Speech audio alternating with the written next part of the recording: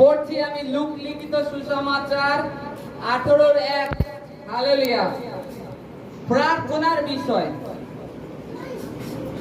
আর তিনি তাহাদিগকে এইভাবে একটি দৃষ্টান্ত কহিলেন যে তাহাদের সর্বদা প্রার্থনা করা উচিত, নিরাশ হওয়া উচিত নয়। তিনি বলিলেন, কোন নগরে এক বিচারকর্তা ছিলেন, সে ঈশ্বরকে ভয় করিতেন না, মানুষকেও মানিতেন না। হালেলুয়া। এখানে প্রভু যিশু আমাদেরকে কিভাবে প্রার্থনা করা উচিত সেটাই শেখাচ্ছেন। আমাদেরকে কখনো নিরাশ হতে বারণ করছে। যে প্রার্থনা করছো, মনে করো দীর্ঘদিন ধরে তুমি একটা বিষয় ঈশ্বরের কাছে প্রার্থনা করে যাচ্ছ, হে ঈশ্বর আমি আর্থিক সংকটে পড়েছি, প্রভু আমাকে এই আর্থিক সংকট থেকে বের করো।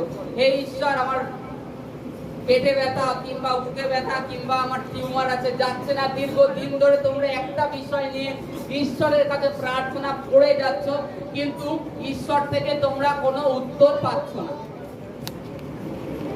কোনো উত্তর পাচ্ছ না ঈশ্বর থেকে। যে কি হবে এতে, এই রোগে কি আমি বেঁচে থাকবো না মারা যাব, এইরূপ ভাবনা, রেন্টের মধ্যে অনেক ভাবনা চিন্তা আসে। তাই বলছে প্রভু যে তোমরা নিরাশ হয়ো না কোন বিষয়, সদা সর্বদা প্রার্থনা করতে থাকো। উত্তর আসুক আর না আসুক, প্রার্থনা করতে থাকো। তারপরে নিচে এই ঘটনাটা যে বললাম প্রথমে, যে কখনো নিরাশ হওয়া উচিত নয়, তার বিষয়ে একটা শিক্ষা প্রভু যীশু খ্রিস্ট আমাদেরকে দিয়েছে। কোন এক গ্রামে এক অধার্মিক ব্যক্তি ছিল, যে ঈশ্বরকে ভয় করতো না, প্লাস মানুষকেও ভয় করতো না। তার মধ্যে ভয় জিনিস ছিল না, যে ভয় বলতে কিছু আছে। তা সেই ব্যক্তি কাছে একটা বিধবা আসে যে আমার বিচার করে দিন, আমার জমি হোক কিংবা পারিবারিক অশান্তি হোক কিংবা আমার শারীরিক বিষয় হোক, আমাকে কিছু সাহায্য করুন। সে কাউকে মানে না, যেহেতু সে প্রথম মেয়ে কি করলো, প্রথমত সে কোনো কথাতে তার কথায় রাজি হতে ছিল না। সে কন্টিনিউ সেই বিধবা স্ত্রী তার কাছে আসতে থাকে। তাতে কি হয়, আজকে আসলো, বললো যে আমার বিচারটা করে দিন না মালিক, আপনি আমার বিচারটা করে দিন। শুনলো না। পরের দিন আসলো, শুনলো না। দ্বিতীয় দিন আবার গেল, শুনলো না।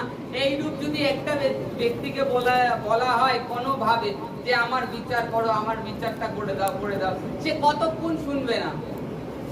আর তাকে যদি নত নম্র তার সম্মুখে হওয়া যায়, তাহলে সে কতক্ষণ শুনবে না।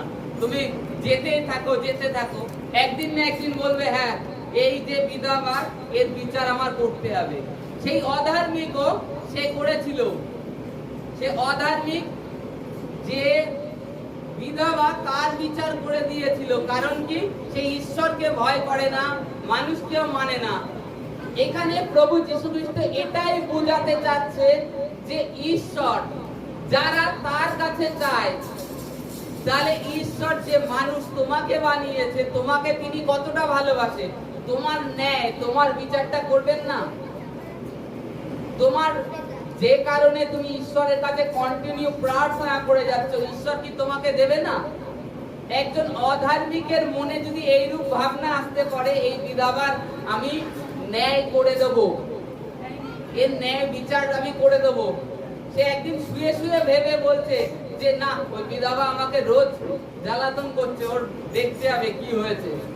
তাহলে ঈশ্বর, আমরা যারা প্রভুকে ডাকি, প্রভুকে বিশ্বাস করি, প্রভু আমাদের ন্যায় করবেন না?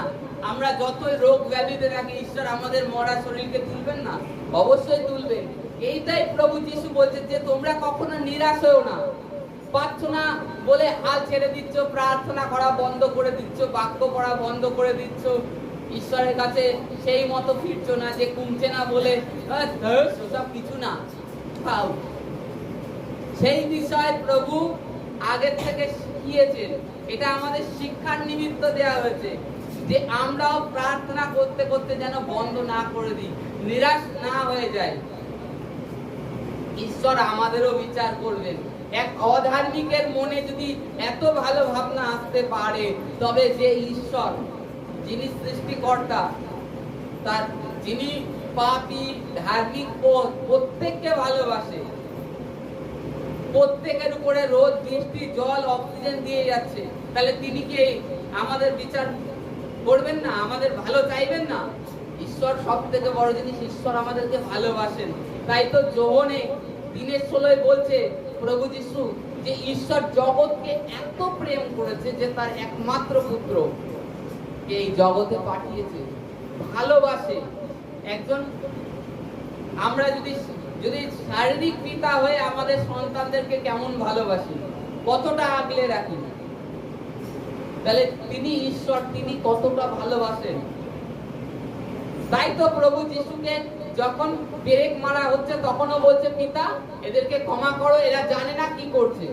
কারণ প্রভু যিশু জানে এ হচ্ছে আমার সন্তান, আর সন্তানের জন্য কোনো মা বাবা অমঙ্গল কামনা করবে না, সব সময় মঙ্গল কামনা করবে। তা প্রভু যিশুই সেটা করে গেছে ক্রুশে, তাই বলছে পিতা এরা জানে না কি করছে, এদেরকে ক্ষমা করে দাও। এরা জানতো যদি যে আমাকে কি করছে তাহলে নিশ্চয়ই আমাকে ক্রুশে পেরেক মারতো না, অতএব জানে না।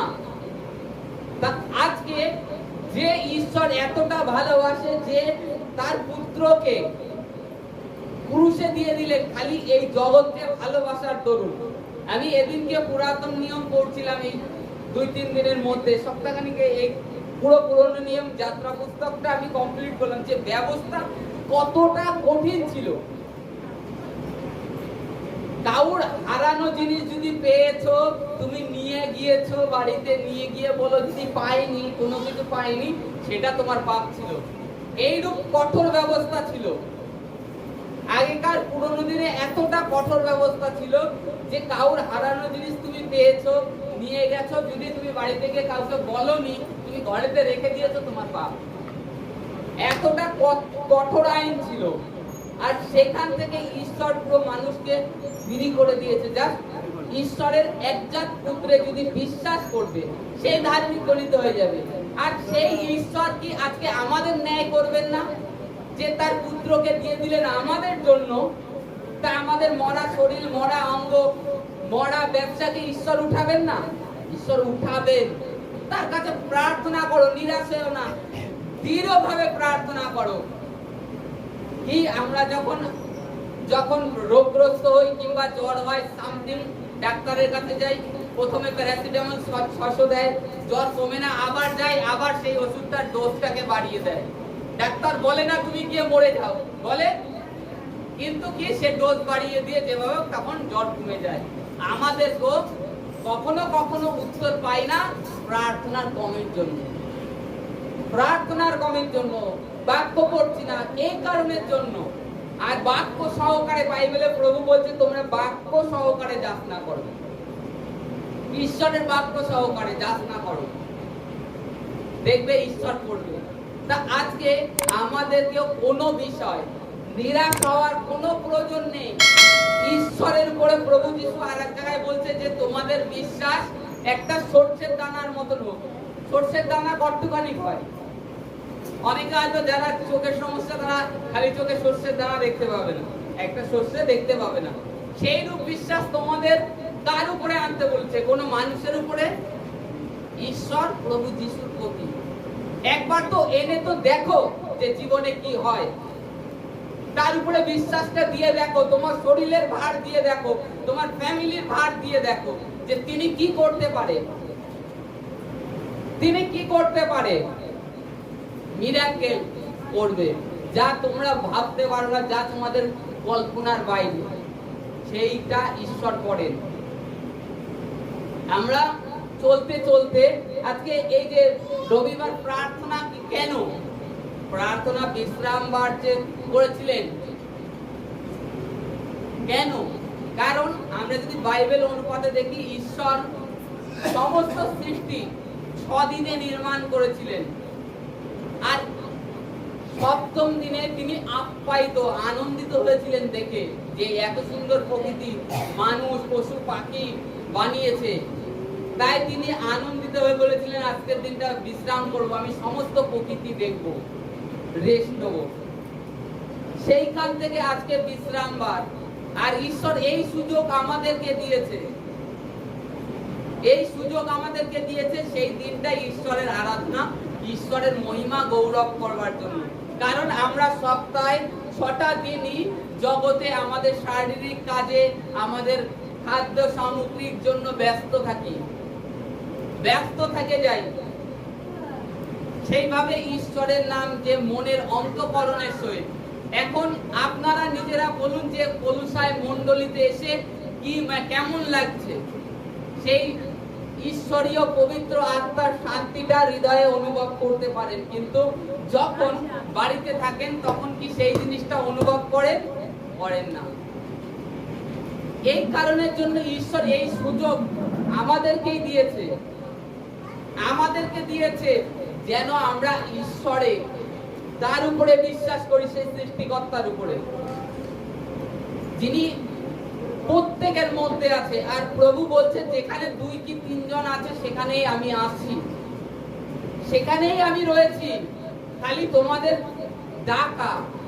আমরা দেখি কত কুষ্টি, কত অন্ধ প্রভুর কাছে এসেছে, তাদের প্রার্থনা কি রূপ হয়েছিল যে প্রভু আমাকে সুস্থ করে দিন, এইরূপ বলেনি কেউ, কিন্তু কিংবা তারা ভাবেনি যে কিভাবে তার সাথে কথা বলতে হবে সেটা আগে নিজের থেকে। যে কুষ্ঠ ছিল সে কি বলেছে? নত জানু হয়ে হৃদয় থেকে সে বলেছে প্রভু যদি আপনার দয়া হয় তবে আমি দেখতে পারি। কুষ্ঠ বলেছে যদি আপনার দয়া হয় আমাকে সূচীকৃত করতে পারে। আজকে সেই রূপ ঈশ্বরের প্রতি ভার ছেড়ে দিতে হবে, তাহলে ঈশ্বর অদ্ভুত অদ্ভুত কাজ করবে। আর আমরা যে প্রার্থনা দীর্ঘদিন ধরে করে যাচ্ছি, যার উত্তর পাচ্ছি না, নিরাশ হয়ে যাচ্ছি, সেই উত্তর চলে আসবে। আজকে এটাই শিখাচ্ছে যে তোমরা নিরাশ হয়েও না, সদা সর্বদা প্রার্থনা করতে থাকো। ঈশ্বর তোমাদেরকে, তোমাদের মৃত অঙ্গ, মৃত ব্যবসা, এভরিথিং কে ঈশ্বর তুলবে। তিনি পথ তোমাদেরকে দেখাবে। অলরেডি প্রভু যিশু তিনি পথ, তিনি দেখাবে। তার কাছে যাও, নত নম্র হয়ে তার কাছে অশ্রুপাতের সহিত প্রার্থনা করো। দেখো তোমার প্রত্যেকটা সমস্যা থেকে ঈশ্বর তোমাকে বের করবে। আজকে আমরা খালি একবার দুবার প্রার্থনা না, যখনই করার পরে অলরেডি মনে করুন সামথিং গ্যাসেরও যদি ব্যথা হয়, তখন যখন একবার প্রার্থনা করলাম কমেনি, তখন আবার আর একবার বললাম হয়তো কমেনি, না মনে হচ্ছে একটা ওষুধ না খেলে হবে না, এরকম ভাবি।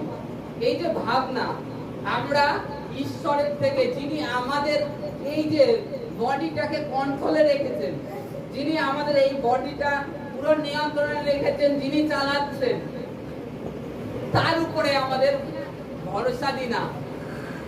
অথচ সামান্য একটা ডিসপ্রিনের গলি কিংবা একটা গ্যাসের ট্যাবলেট যা একটা কোনো কোম্পানি তৈরি করেছে, তার উপরে অটুট বিশ্বাস। কিন্তু যিনি ঈশ্বর, যিনি আমার এই বডিটাকে নিয়ন্ত্রণ করেছে, তার উপরে অটুট বিশ্বাস নেই। সামান্য একটা ডিসপ্রিনের গলি যার দাম 2 টাকা, তার উপরে একটা অটুট বিশ্বাস। কিন্তু ঈশ্বরের প্রতি, যিনি সৃষ্টি করেছেন, তার উপরে অটুট বিশ্বাস নেই। যা খেলে হয়তো সাইড ইফেক্ট, তার একটা ক্ষতি আছে, কিন্তু যিনি ঈশ্বর, যার কাছে প্রার্থনা করলে কোনো ক্ষতি নেই কিংবা আমাদের কোনো সাইড ইফেক্ট হয় না, তার কাছে তার পুরো ভরসাটা দিই না।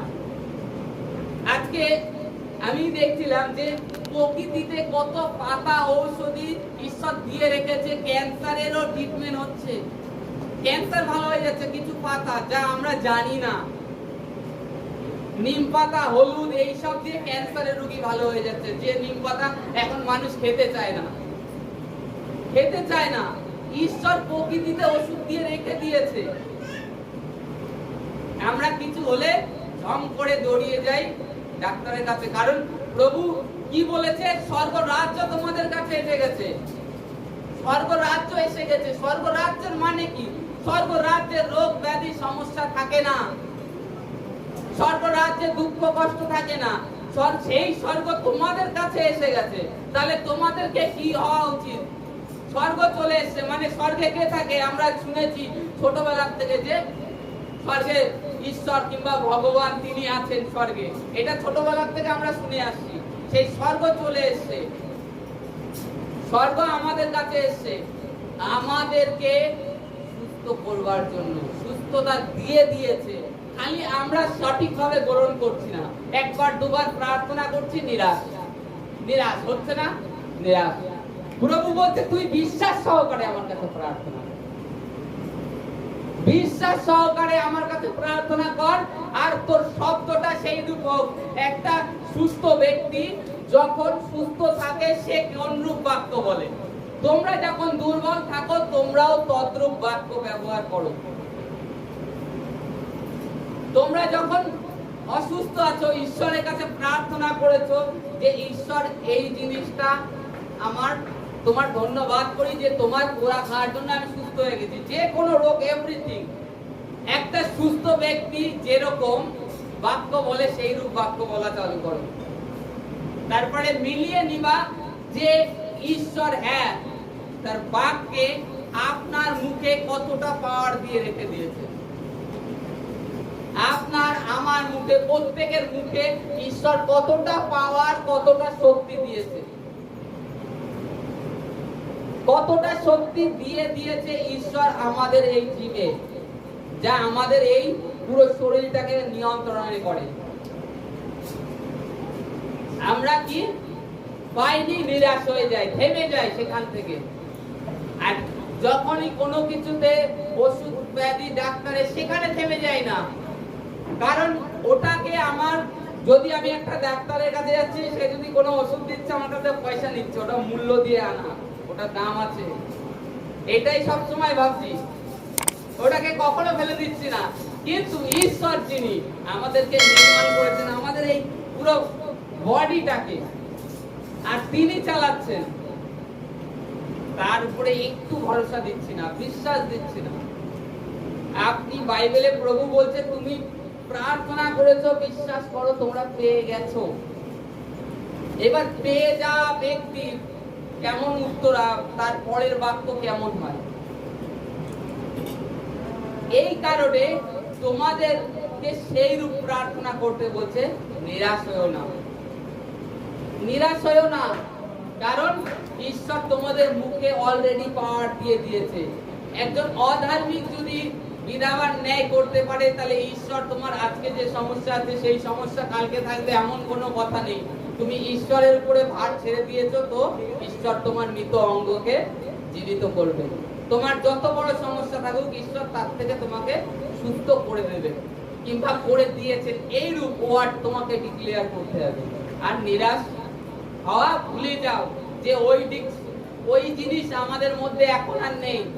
খ্রিস্ট যিশুতে আগে ছিল, এখন আর নেই। আমরা, বাইবেল বলছে খ্রিস্টতে নতুন সৃষ্টি। অতএব নতুন সৃষ্টি যখন, সেই রূপ তোমাদের বাক্য হোক মুখে। Hallelujah, hallelujah. আরেকটি বাক্যে যাব, জিওসু